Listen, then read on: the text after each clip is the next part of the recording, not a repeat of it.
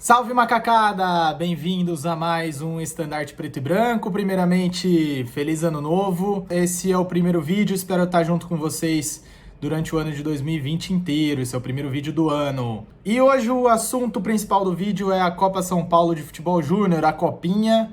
Eu tô gravando esse vídeo aqui na terça-feira. Ontem, na segunda-feira, a Ponte foi eliminada para o Londrina em Jaú e caiu fora da Copa São Paulo de Futebol Júnior. Vou comentar um pouco sobre os jogadores, alguns destaques. Eu vi a maioria dos jogos, eu acho que só o primeiro jogo que eu vi alguns pedaços assim do jogo. Os outros jogos eu consegui prestar bastante atenção e vou contar um pouquinho da história da Ponte na Copinha desse ano. Mas primeiramente queria agradecer ao Walter, meu amigo Walter, que fez esse boné aqui legal, me presenteou. Eu tinha um e perdi na praia, ele me deu outro. Muito obrigado, Valtão, valeu. Ele foi com a gente pra Jaú, tava com a gente lá em mais essa aventura atrás da Ponte Preta. Então, solta a vinheta. Nega véia, minha nega pretinha, essa doce macaquinha que finta e que mexe e se atira nas redes do meu coração. Minha nega, te confesso emocionado, o peito já anda um bocado apertado pra conter tanta paixão. Queria também mandar um abraço para o Rui Junqueira. O Rui Junqueira é o autor, o artista, compositor dessa música que toca na vinheta. Eu adoro essa música. A vinheta foi feita pelo Emanuel também, um colega nosso do Twitter. Agradeço demais ao Emanuel. É uma música que a gente gosta bastante. Eu gosto muito, acho que todo torcedor ponte pretano gosta de tudo que é musical relacionado à Ponte. Gosto muito do Paulino Neves, tem umas músicas muito legais e acho que tem que ser valorizado. Então vamos lá, vamos falar da Copinha, vamos falar de alguns jogadores que passaram por esse time da Ponte, que foi, eu não diria que foi montado às pressas, porque já desde a reta final do ano passado que esse time vem sendo montado, ainda pela gestão passada da Ponte do presidente José Armando Abdala, nas mãos do Fábio Barroso, né, que era o coordenador da base que foi contratado pela gestão passada da Ponte, e ele montou um time com muitas peças que não são jogadores da Ponte Preta, né, a maioria, não diria a maioria, mas os grandes destaques desse time foram emprestados. O time da Ponte Sub-20 fez uma campanha péssima no Campeonato Brasileiro, então quase todo mundo foi embora, né? Inclusive o técnico, né, que saiu do time, mas caiu para cima, né? Que foi o Felipe Moreira, que foi promovido auxiliar do profissional. É um nome aí já conhecido pela maioria dos torcedores da Ponte. Mas dessa campanha ruim sobraram poucos jogadores. Então esse time da Copinha foi sendo montado na base do Sub-17, que vinha tendo um pouco mais de sucesso do que o Sub-20, e alguns jogadores captados pelo Barroso em outros clubes. Tem jogador do 15, tem jogador do Rio Claro, do Santos, do Flamengo. A gente vai falar um pouquinho sobre eles, um pouquinho dos destaques. Segundo o próprio Barroso no Twitter, esses jogadores que têm contrato por empréstimo com a Ponte, a maioria tem já cláusulas de renovação automática ou exclusiva, com passe já fixado, quando é um caso de compra, né, ou de renovação de empréstimo. Então são jogadores aí que a gente pode ver em breve compondo um elenco num time profissional. Por exemplo, no primeiro jogo, que foi o jogo contra o Oswaldo Cruz, a Ponte venceu, né? Venceu por 5-1. E eu gostei bastante do lateral Ian, lateral direito. João Veras fez 2 gols e o Marquinho fez 2 gols. Tanto o João Veras quanto o Marquinho são jogadores que estão emprestados. O João Veras é um jogador do 15 de Piracicaba e o Marquinhos do Rio Claro. Então, esses jogadores a gente já sabe, pelo que a gente ouve dentro da Ponte, que são atletas que a Macaca vai querer continuar com esses jogadores para a continuidade do ano, às vezes até para subir para um profissional. A diferença é que, assim, vai ter que se desdobrar de alguma maneira dentro do contrato para renovar esse empréstimo ou pagando a cláusula de compra, né, de passe definido, de exclusividade que a Ponte tem com eles. E aí entra dinheiro na jogada. A gente sabe que não é tão fácil para um time que está numa crise financeira como a Ponte ultimamente, mas são atletas aí que podem ser que continuem na Macaca.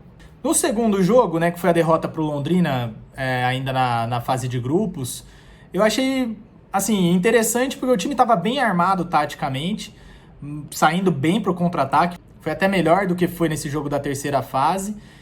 Criou muitas chances, meteu bola na trave. e desperdiçou algumas oportunidades, embora o Londrina tenha sido melhor. Também o Londrina é um time melhor do que a Ponte, é o atual campeão sub-19 do Paraná. Então eu não vi tantos destaques individuais assim, a não ser o Vitinho, que também não é lateral de origem, né? Ele é até destro, mas estava fazendo a lateral esquerdo, camisa 24, que é um jogador do Flamengo. Ele defensivamente foi perfeito no jogo contra o Londrina, apesar do gol do Londrina ter saído pelo lado dele, não foi uma falha individual, achei até que foi falha do Caio, do goleiro Caio, que ali poderia ter botado a bola para fora para escanteio, e nos últimos minutos o Londrina conseguiu fazer um gol meio bagunçado, mas o gol saiu, e a Ponte perdeu o segundo jogo do campeonato para o Londrina por 1-0. E no jogo contra o São José, do Rio Grande do Sul, que a Ponte saiu na frente, depois tomou a virada e teve que empatar no finalzinho, eu gostei bastante da participação do Renato, que é um meia, o volante. Agora eu não sei qual que é a situação dele, se ele é um jogador que pertence à Ponte, se ele está emprestado. Do Renato eu não sei qual que é a condição dele, mas é um volante cabeça de área ali, camisa 5, que pensa bastante o jogo, tem bom passe, tem bom desarme. Gostei desse jogador, também gostei dele nesse jogo contra o Londrina. Um jogador para ficar de olho aí, porque hoje a Ponte tem alguns volantes no elenco que não inspiram ainda tanta confiança. Por exemplo, o Bruno Reis, o ex-índio, é um jogador que a gente vai ver ele jogar, mas as referências não são tão boas, então pode ser que o Renato tenha alguma chance aí no profissional. Na partida contra o Santos, foi 1-1 que a Ponte passou nos pênaltis dos meninos da Vila. O gramado atrapalhou demais, né? Foi terrível a situação no gramado, choveu bastante em Oswaldo Cruz, já é um estádio, né, com pouquíssima estrutura. Eu gostei muito da postura da Ponte, no caso da agressividade nos contra-ataques, da velocidade e da raça, porque naquele gramado não tinha muito mais do que mostrar, né? Tanto que o Sandro, que fez o gol, é um jogador do Santos. Acabando a copinha, ele já vai voltar, já vai acabar o empréstimo dele, ele já volta para o Santos. E ele que fez o gol também foi um destaque desse time. A zaga da Ponte ainda bastante insegura na maioria dos jogos, né? São dois jogadores sub-17, os dois são 2002, o ano de nascimento, então são jogadores que vieram do sub-17. Sentiram bastante, tanto pela estatura de altura, quanto pela força física mesmo. O time do Santos, você via que era muito mais forte que o time da Ponte. Até o time do Londrina tem jogadores mais altos. Fez o gol ontem numa bola aérea, assim, que ninguém estava nem perto do jogador do Londrina que subiu para cabecear pro gol. Foi uma falta muito bem cobrada, mas ele subiu sozinho, não tinha ninguém nem próximo dele. E a zaga da Ponte sofreu bastante por ser muito jovem, né? É uma zaga aí que tem pelo menos mais uma ou duas copinhas pela frente, antes de acabar essa idade de sub-20.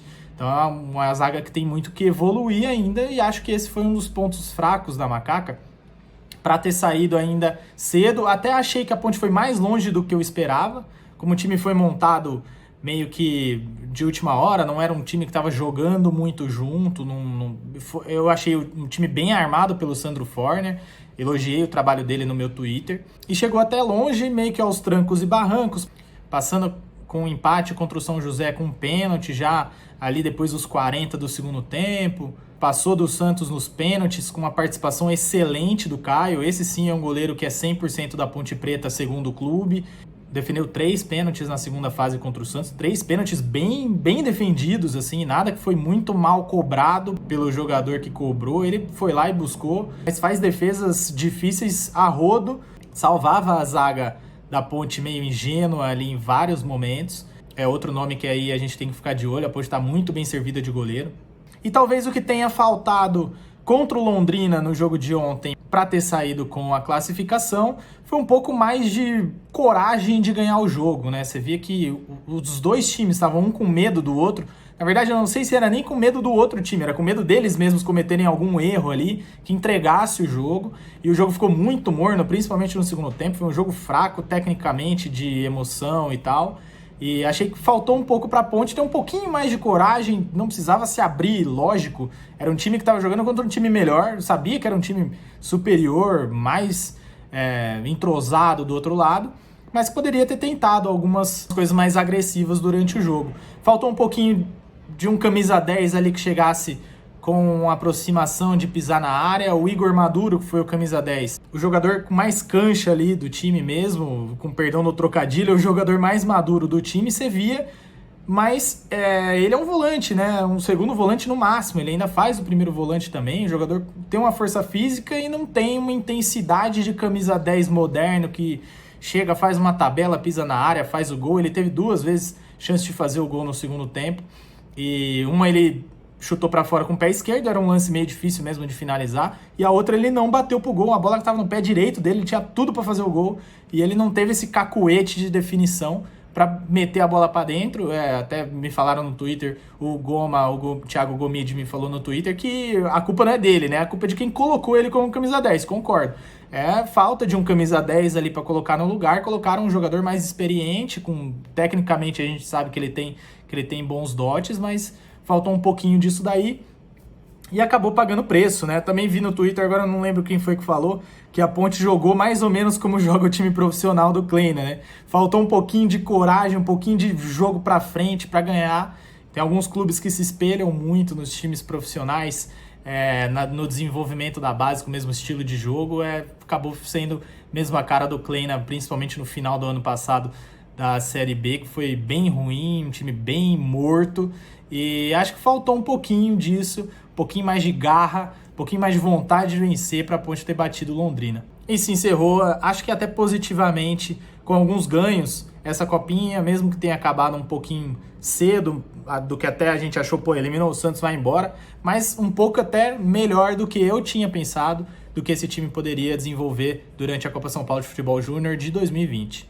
Outra coisa que eu queria falar, eu fui para Jaú com alguns amigos, né? Cara, muita gente me zoando, falando, vocês pegaram o carro, foram pra lá pra ver perder. Sinceramente, eu já tava... Não é que eu sou vidente nem nada, mas eu sabia que ia ser um jogo muito difícil, que a Ponte poderia passar, mas que tinha grande chance de que fosse eliminado pro Londrina, que era um time melhor, já tinha ganhado da gente na primeira fase. Eu fui, cara, porque viajar atrás da Ponte, numa cidade que eu não conhecia, num estádio que eu não conhecia, que eu sempre ouvi muito falar do 15 de Jaú, mas da minha vivência eu nunca vi o 15 jogando de igual para igual com a Ponte no Campeonato Paulista. O 15 está na Bzinha, na 4ª divisão do Campeonato Paulista. É um estádio que eu queria conhecer, a estrutura bem legal lá em Jaú, não é nada de primeiro mundo, mas é um estádio legal, gostoso de assistir.